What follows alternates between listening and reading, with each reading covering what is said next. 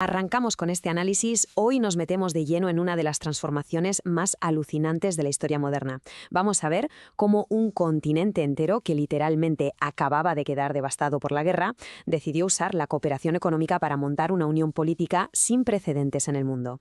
Así que paso a paso vamos a desgranar esta increíble evolución histórica. Vale, vamos directos al grano con esto. Fijaos en esta frase inicial. La idea de unir Europa no nació por amor, nació por miedo y necesidad. Qué contundente, ¿verdad? Y es que tras la Segunda Guerra Mundial, todo este proceso de integración fue una respuesta puramente reactiva. Fue el puro instinto de supervivencia ante la ruina total y sobre todo ante las nuevas amenazas lo que realmente encendió el motor de lo que hoy conocemos como la Unión Europea. Para no perdernos, esta va a ser nuestra hoja de ruta. Pasaremos por el miedo inicial, los primeros mercados del carbono y el acero, esa época oscura de estancamiento, la llegada del Acta Única, el momento histórico de Maastricht y, para rematar, el lanzamiento del euro y la gran expansión. Punto número 1. El miedo inicial como motor durante la reconstrucción y el arranque de la Guerra Fría. Imaginaos el panorama en 1945. Europa era literalmente un paisaje de escombros. Estaba arruinada y para colmo se estaba dividiendo a toda velocidad por la inmensa sombra de la amenaza soviética. O hacían algo rápido o el colapso iba a ser total. Así que en el 47, Estados Unidos, aterrorizado pensando que la miseria era el caldo de cultivo perfecto para el comunismo, lanza el Plan Marshall.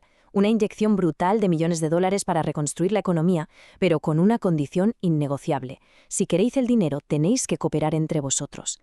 Esa fue la chispa. Y claro, un par de años después, en el 49, el miedo a una invasión militar de la Unión Soviética forzó a crear algo más que lazos económicos. Nació el escudo militar de la OTAN. Entonces, ¿con qué nos quedamos aquí? Pues la conclusión es clarísima. Las raíces de la unidad europea no fueron para nada un sueño idealista. Se trataba de pura y dura supervivencia. Por un lado, reconstrucción económica urgente con el Plan Marshall y por otro, seguridad militar a través de la OTAN. Sin estos dos pilares de emergencia absoluta, olvidaos, el resto de la historia ni siquiera habría empezado. Pasamos al punto número 2. Carbón, acero y el mercado común.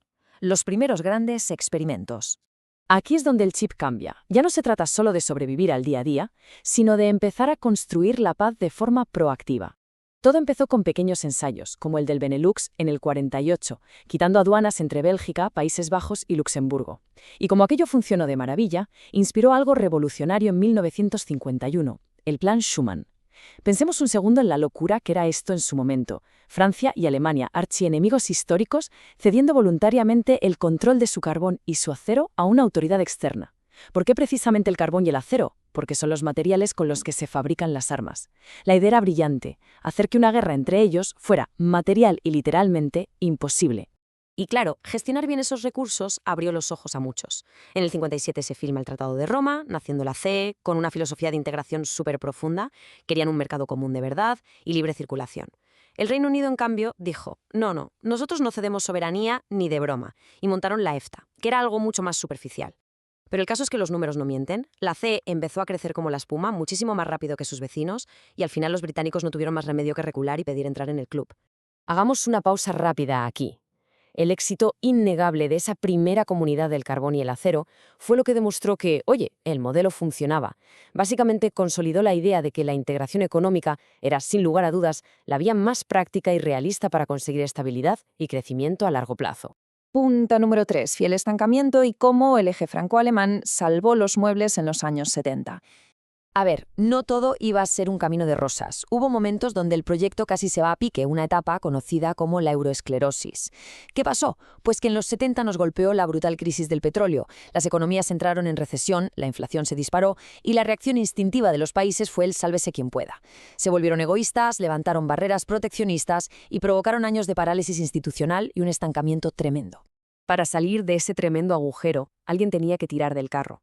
Y ahí es donde entra el rescate del eje franco-alemán. Entre el 79 y el 84 asumieron el liderazgo político de Europa. Empezaron a crear herramientas clave como el sistema monetario europeo, que básicamente fue el abuelo del euro para intentar estabilizar las monedas. Además, para que la gente de a pie sintiera el proyecto más suyo, se celebraron las primeras elecciones por sufragio universal al Parlamento Europeo. La gran lección que nos deja esta etapa es fundamental. Cuando las cosas se pusieron realmente feas por una crisis externa, hizo falta un liderazgo político férreo para reaccionar. El motor franco-alemán demostró ser el salvavidas absoluto que reactivó el proyecto europeo en uno de sus momentos más críticos.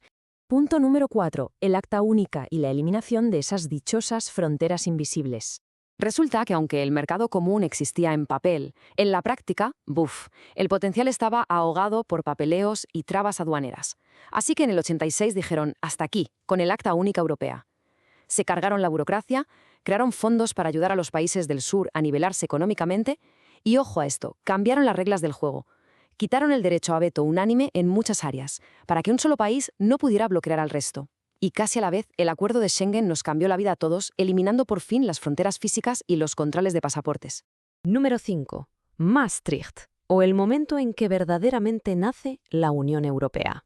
Ojo a esto, porque es, sin lugar a dudas, la transformación más profunda de toda esta historia, y vino provocada por un auténtico terremoto mundial. Cae el bloque comunista y Alemania se reunifica de golpe. Había una prisa enorme por atar a esa nueva y gigante Alemania al futuro de Europa. Con el Tratado de Maastricht en el 93, el proyecto pasa a llamarse Unión Europea. Ya no es solo economía, ahora hablamos de política exterior, de justicia común, y nace el concepto de ciudadanía europea. Pero claro, ceder tanto poder a Bruselas no le hizo gracia a todo el mundo, y es justo aquí donde arranca la primera gran ola de euroescepticismo.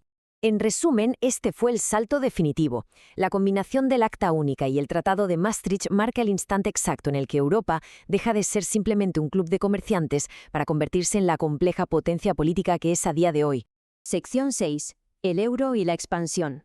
La recta final hacia la unidad.